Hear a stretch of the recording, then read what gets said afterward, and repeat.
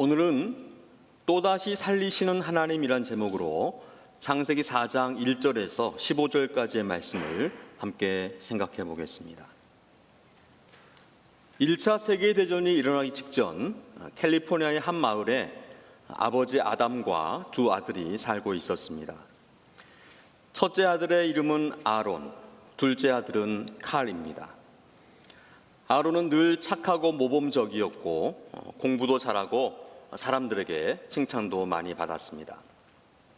그래서 아버지 아담은 첫째 아론을 아주 좋아했습니다. 반면에 둘째 칼은 달랐습니다. 성격도 거칠고 반항도 잘해서 아버지는 칼을 아주 꾸짖었고 칼은 늘 외롭고 속상했습니다. 칼은 이렇게 생각했습니다. 나는 왜 아버지의 사랑을 받지 못할까? 나는 원래부터 나쁜 아들일까? 그러던 어느 날 칼은 엄마의 충격적인 비밀을 알게 됩니다. 아버지는 엄마가 오래전에 죽었다고 했지만 사실은 살아있었고 다른 도시에서 술집을 운영하며 나쁜 길을 가고 있었습니다.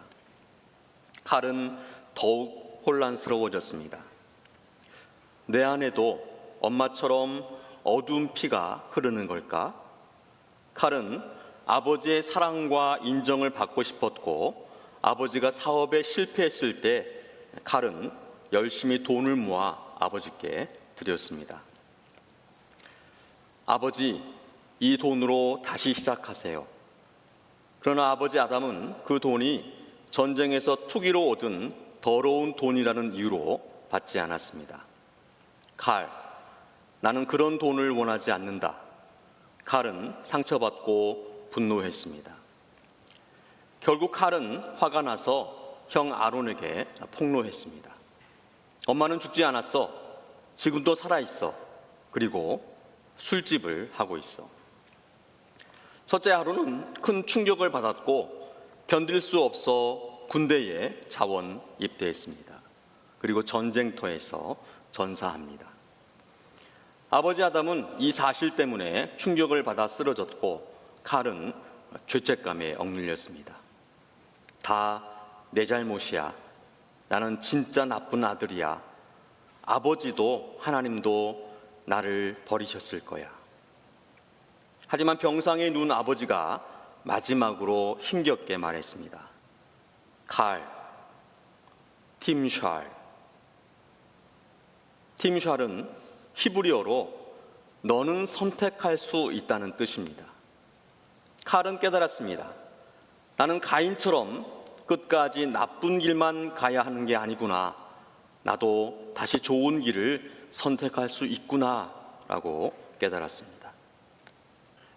이 이야기는 1962년 미국인 최초로 노벨 문학상을 수상한 존 스타인백의 소설 에덴의 동쪽의 줄거리입니다.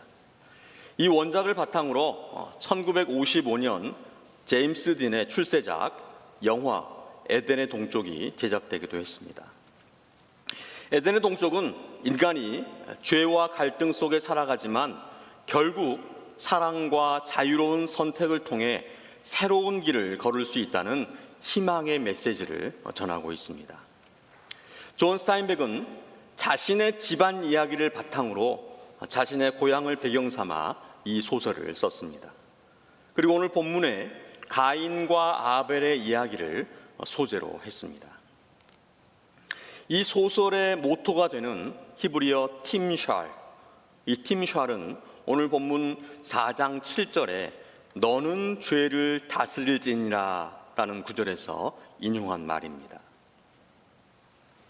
아담과 하와가 에덴 동산에서 쫓겨났습니다.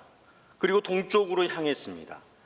죄의 어둠으로부터 피하여 광명을 찾고자 하나님의 피조물 태양이 떠오르는 동쪽으로 나아갔습니다.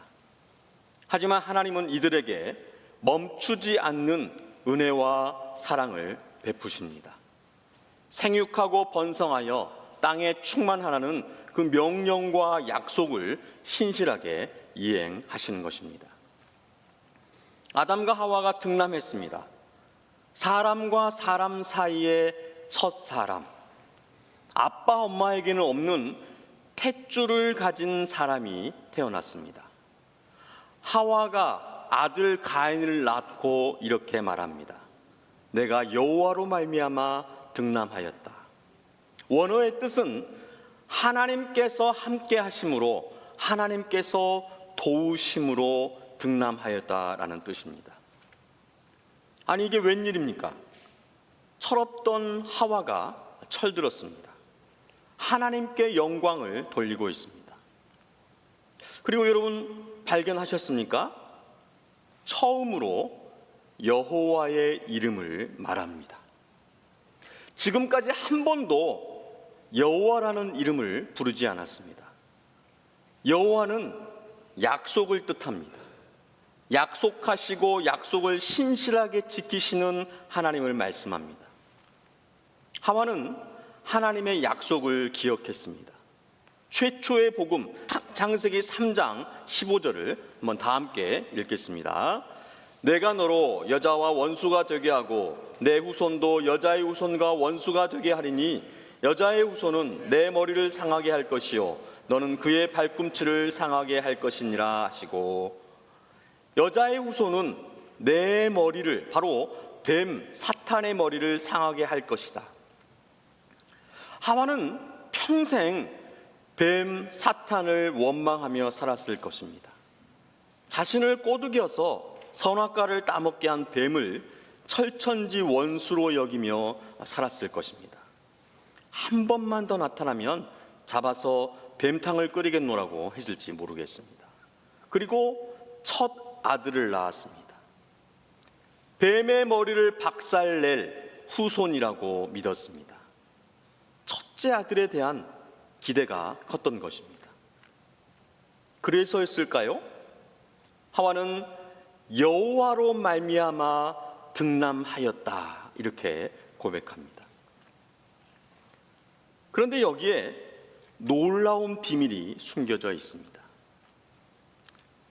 at 예호바, 바로 이 구절이 여호와로 말미암아라는 그러한 구절입니다. 그런데 이 말씀이 이렇게도 해석될 수 있습니다. 내가 여호와처럼 등남하였다는 말입니다. 하나님께서 아담을 만드신 것처럼 자신도 가인을 만들었다는 것입니다. 여전히 하나님과 같이 되고자 하는 교만한 욕망을 여전히 품고 있었다고 해석할 수 있는 부분입니다. 여러분은 어느 쪽을 선택하시겠습니까? 어떻게 이해하고 적용하시겠습니까?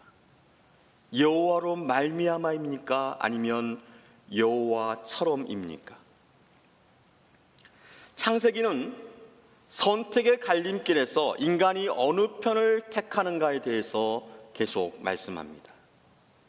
우리 인생은 하나님이 주신 자유의지로 무엇을 택하느냐, 그것으로 점철되어져 있습니다.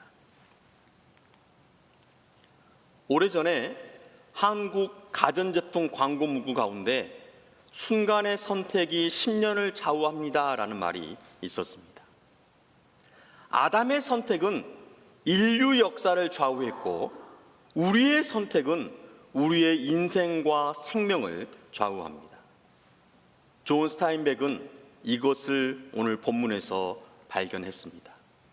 팀 샬, 너는 죄를 다스릴지니라. 죄의 유혹 속에서도 죄를 지을지 선택하고 결정하는 것은 바로 나입니다. 어느 누구도 탓할 수 없습니다. 선악과를 따먹은 것은 아담과 하와의 선택과 결정이었습니다. 뱀을 탓하거나 하나님을 탓할 수 없습니다. 종교개혁자 마틴 루터는 새가 머리 위로 날아가는 것은 막을 수 없지만 머리에 둥지를 트는 것은 막을 수 있다라고 했습니다. 하나님이 주신 의지의 자유를 우리가 어떻게 사용할 것인가, 무엇을 선택하고 결정할 것인가는 바로 우리의 몫입니다. 하나님 안에서 자유를 누릴 것인가? 아니면 하나님 밖에서 방종할 것인가? 바로 여러분의 선택입니다. 가인을 등남한 이후에 또 둘째 아들을 낳았습니다. 아벨입니다. 둘째 아벨을 낳고는 아무런 대꾸가 없습니다. 아마 첫째를 낳았을 때는 신기했는데 둘째부터는 별 감흥이 없었나 봅니다.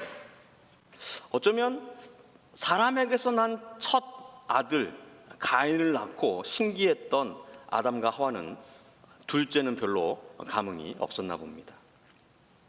그리고 성경이 밝히는 것은 아벨은 양치는 자였고 가인은 농사하는 자였다라고 합니다. 이 또한 선택입니다. 양을 칠 것인지 농사를 지을 것인지. 아벨은 양을 칠 것을 선택했고 가인은 농사 지을 것을 선택했습니다. 세월이 지난 후에 양을 치고 농사를 지어서 소산이 생겼습니다. 소득이 생겼다는 말입니다. 첫째 가인은 땅의 소산으로 제물을 삼아 여호와께 드렸습니다.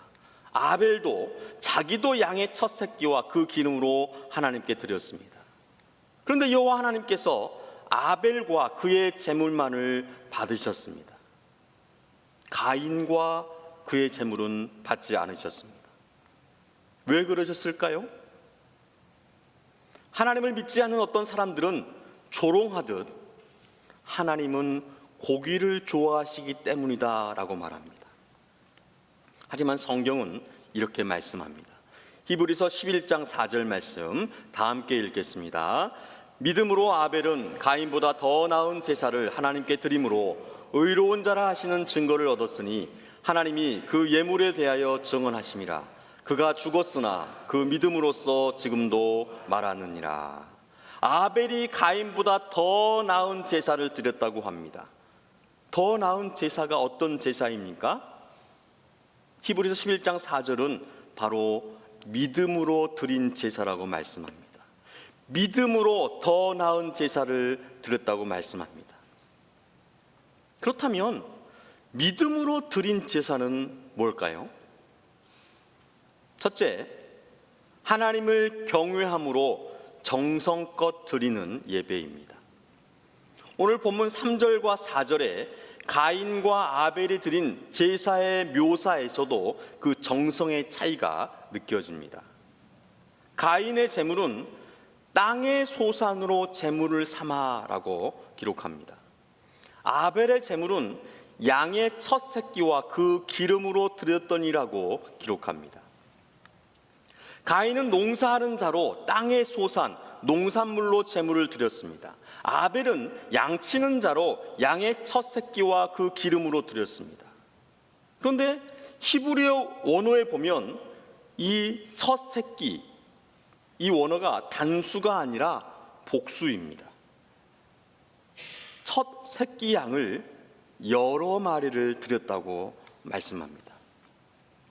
양은 보통 한 번에 한 마리에서 세 마리까지, 그리고 많게는 5마리 이상 새끼를 낳는다고 합니다. 첫 새끼의 복수형이니까 2마리 이상, 즉 처음 낳은 새끼 모두를 하나님께 드렸다는 말입니다. 그리고 그냥 드리지 않았습니다. 기름으로 드렸습니다. 그러니까 양을 잡아서 좋은 부분을 드렸다는 그런 말씀입니다. 2016년 트럼프 대통령 일기 때에 일본의 고 아베 총리가 트럼프 대통령에게 $7,000 상당의 금 골프채를 선물했습니다. 왜 금 골프채를 선물했을까요? 트럼프 대통령이 골프를 좋아했기 때문입니다. 그리고 올해 2월에는 이시바 총리가 금 사무라이 투구를 트럼프 대통령에게 선물했습니다. 그 가치는 $1,000 정도라고 합니다. 그리고 이 투구의 이름은 이터널 헬멧, 영원의 투구. 바로 양국의 영원한 우호와 안보 동맹을 상징합니다. 두 선물 모두 그 금액도 금액이지만 미국과의 외교적 관계 강화를 위해서 심사숙고하여 깊은 뜻과 마음을 담아서 정성껏 준비한 선물입니다. 한 나라의 대통령에게 실익을 얻기 위해서 준비한 선물이 이 정도일진데, 우리는 우리의 생명의 주관자이시며 우리의 구원자, 영원한 하나님 나라를 예비하시는 하나님께 어떠한 마음으로 무엇을 드리고 있습니까? 여러분, 아벨이 드린 제물을 기억하시기 바랍니다.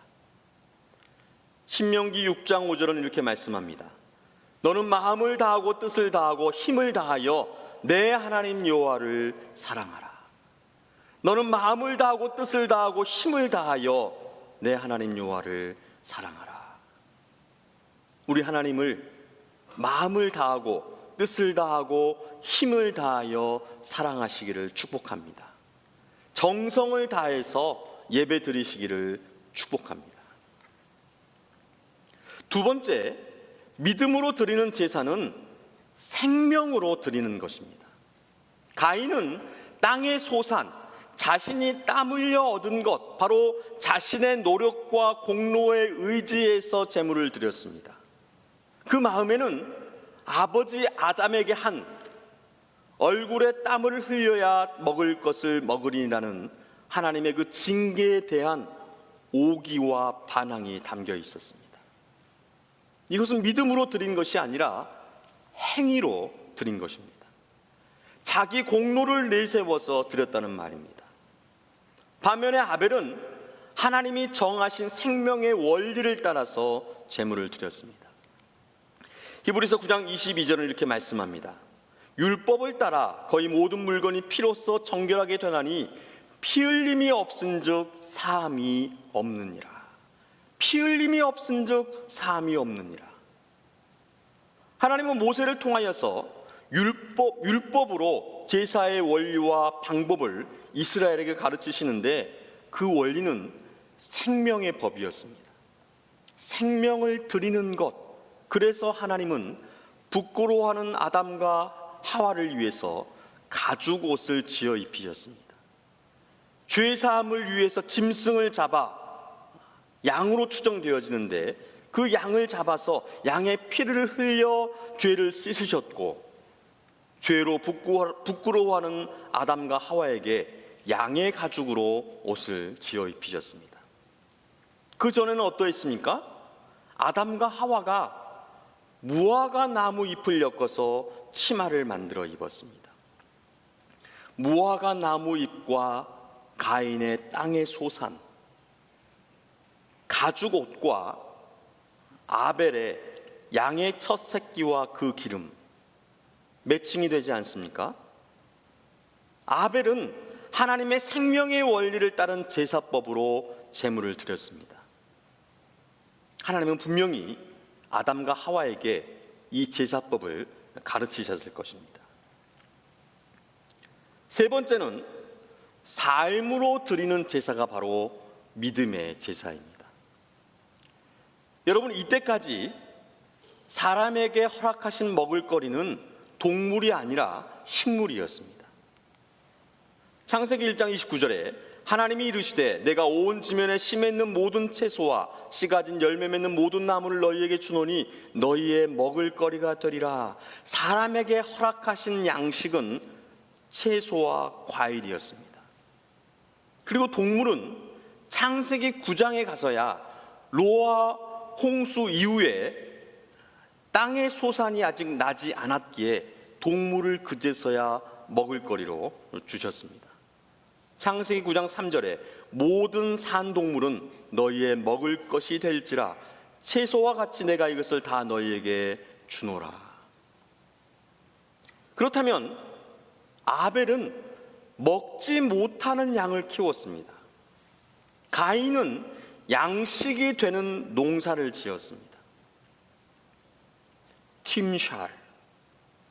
아벨은 먹지 못하는 양을 치는 일을 선택했고, 가인은 먹을거리를 기르는 농사일을 선택했습니다.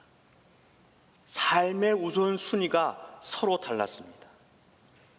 가인은 먹고 살기 위해서 먹을거리를 삶의 최우선순위로 삼아 살았습니다.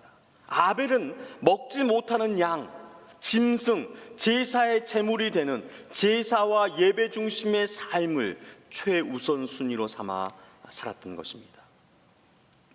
두 번째 믿음의 제사와 연결하자면, 제사는 생명의 제물로 하나님께 드려야 했기 때문에 가인은 농산물을 양으로 바꾸어서 드렸어야 했습니다. 그런데 가인은 그것을 무시하고 그냥 자기가 먹던 것, 먹다 남은 것, 그것을 하나님께 제물로 드렸습니다. 하지만 아벨은 먹지 못하는 짐승, 양을 치면서 먹을 것을 위해서 형을 찾아가 양을 먹을거리와 바꾸어야 했는데, 이런 불편함이 있었지만 아벨은 하나님께 드릴 제물, 제사, 예배를 위해서 살았던 것입니다. 삶의 우선순위가 제사이고 예배였습니다. 그 삶의 중심에 하나님을 두었습니다. 이것이 바로 믿음의 제사, 믿음의 예배입니다. 내 모든 삶을 하나님께 드리는 것, 그것을 성경은 믿음의 예배이다, 이렇게 말씀을 하고 있습니다. 여러분은 어떤 예배를 드리고 있습니까? 어떤 일을 하고 있는가를 묻는 것이 아니라 믿음의 제사, 믿음의 예배를 드리고 있는가를 묻는 것입니다. 먹고 살기 위해서 세상 일을 열심히 하다가 그 모습 그대로 세상 일을 하듯 예배를 드리십니까? 마음도 뜻도 힘도 의지도 정성도 없이 누구에게 무엇을 어떻게 드리는지 아무 생각 없이 예배를 드리십니까? 예배에 나와서 하나님, 내가 세상에서 얼마나 힘들게 살다가 이렇게 나와서 예배를 드리는 줄 아세요? 피땀 흘려 번 돈으로 헌금을 드립니다. 내 노력과 공로를 하나님 앞에 내세워 예배를 드리십니까? 세상에서 예수 믿지 않는 세상 사람들처럼 살다가 주일날만 거룩한 척하며 예배를 드리지는 않습니까? 먹고 살기 위해서 믿음도 신앙도 선도 의도 뒤로 한 채 하나님을 이용하여 부귀영화를 쫓는 삶을 살고 있지는 않습니까? 우리 하나님은 믿음의 예배를 받으십니다. 예배적 삶을 기뻐하십니다. 하나님을 사랑하는 마음으로 정성껏 드리는 예배, 주일뿐만 아니라 평일에도 삶의 중심에 하나님을 모셔두고 하나님께 하듯 살아가는 삶의 예배, 먹고 살기 위해서 일하고 사는 것이 아니라 하나님의 영광을 위해서 하나님 나라 천국을 이루어가는 삶을 사는 성도와 교회를 찾고 계십니다. 바울은 이것을 이렇게 전했습니다. 로마서 12장 1절로 2절 말씀 다 함께 읽겠습니다. 그러므로 형제들아, 내가 하나님의 모든 자비하심으로 너희를 권하노니 너희 몸을 하나님이 기뻐하시는 거룩한 사한 제물로 드리라. 이는 너희가 드릴 영적 예배니라. 너희는 이 세대를 본받지 말고 오직 마음을 새롭게 함으로 변화를 받아 하나님의 선하시고 기뻐하시고 온전하신 뜻이 무엇인지 분별하도록 하라. 아멘. 믿음의 예배는 삶으로 드리는 예배입니다. 세상과 구별된 거룩한 삶을 사는 이 삶은 죄와 싸우며 의와 선을 행하여서 내 삶의 자리에 하나님 나라 천국을 이루는 삶, 그 삶으로 내 삶의 자리에서 삶으로 예배를 드리는 삶, 죄와 싸워 찢기고 피 흘린 상한 심령을 가지고 하나님 앞에 나와 드리는 예배, 이 예배를 하나님은 받으시는 것입니다. 우리 모두가 이런 믿음의 예배를 드리시기를 축복합니다. 하나님께서 동생 아벨의 제사만을 받으시자 형 가인은 몹시 분하여서 안색이 변했습니다. 하나님이 가인에게 물으십니다. 여호와께서 가인에게 이르시되 내가 분하여 함은 어찌 됨이며 안색이 변함은 어찌 됨이냐. 여러분, 하나님께서는 왜 물으신다고요?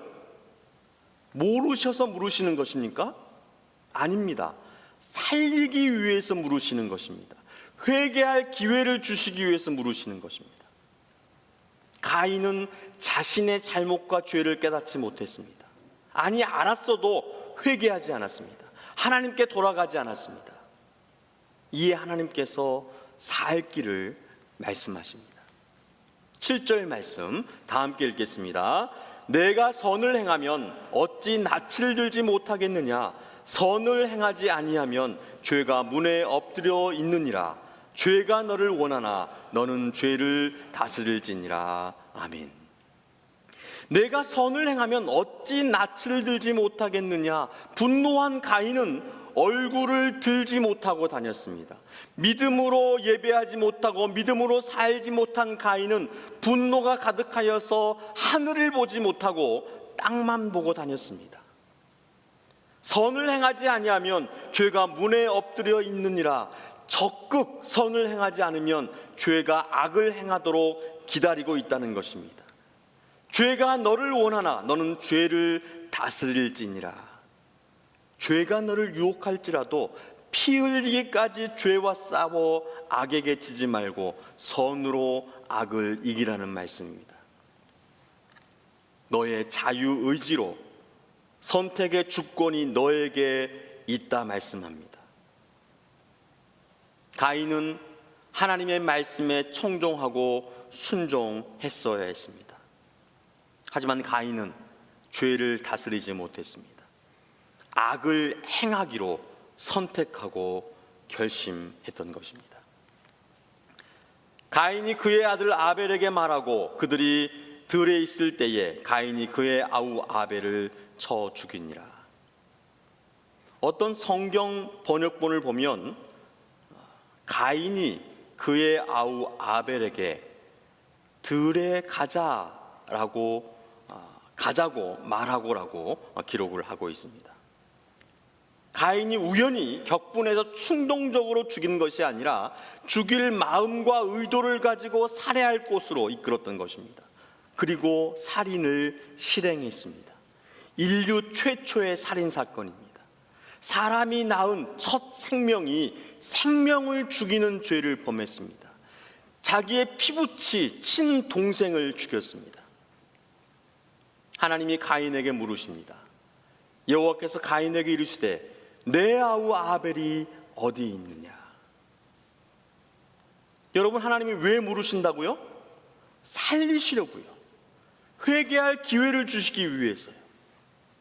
그런데 가인도 아버지 아담과 어머니 하와처럼 회개하지 않습니다.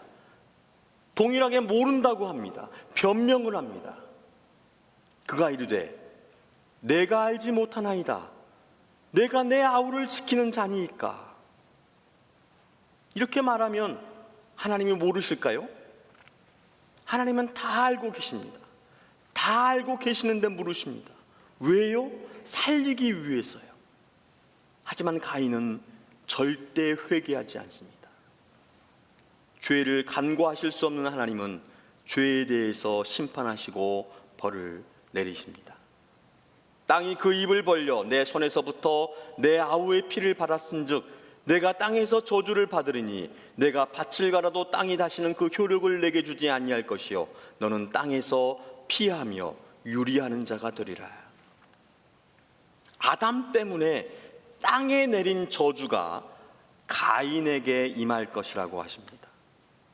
밭을 갈아야 땀을 흘려야 먹을 것인데 이제는 밭을 갈아도 땀을 흘려도 먹지 못할 것이라고 하십니다.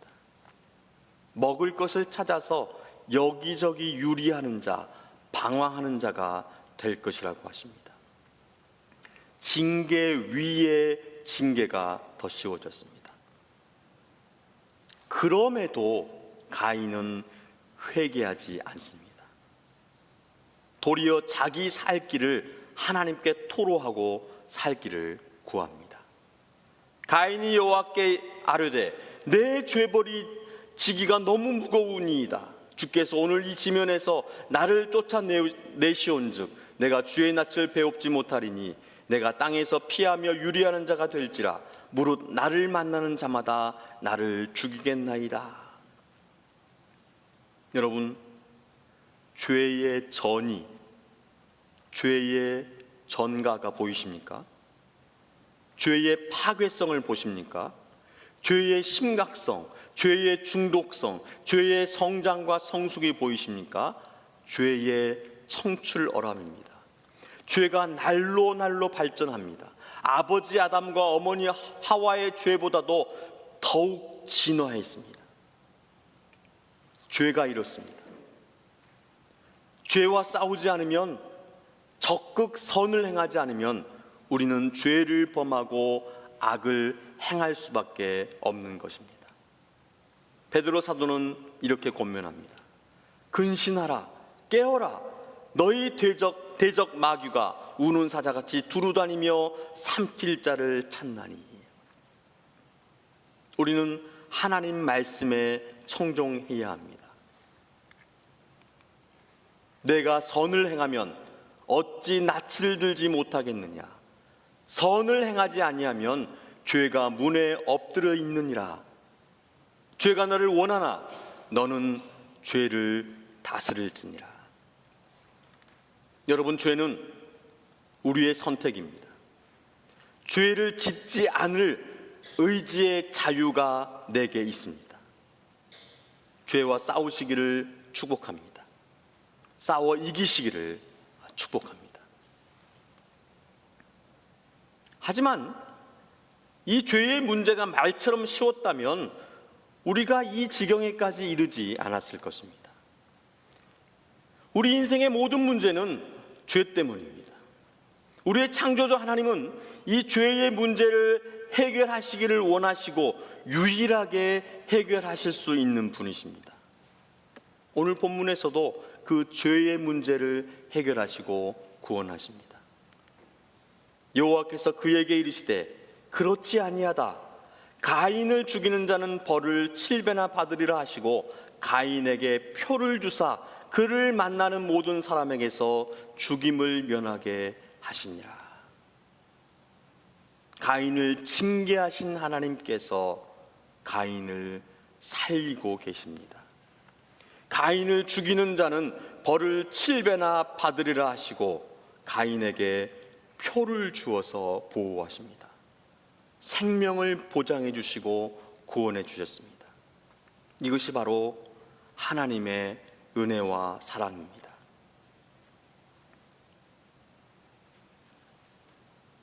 이 하나님의 은혜와 사랑을 받으시는 성도 여러분, 지금도 우리 하나님은 우리를 살리시기 위해서 무한한 변함이 없는 신실한 은혜와 사랑을 베풀고 계십니다.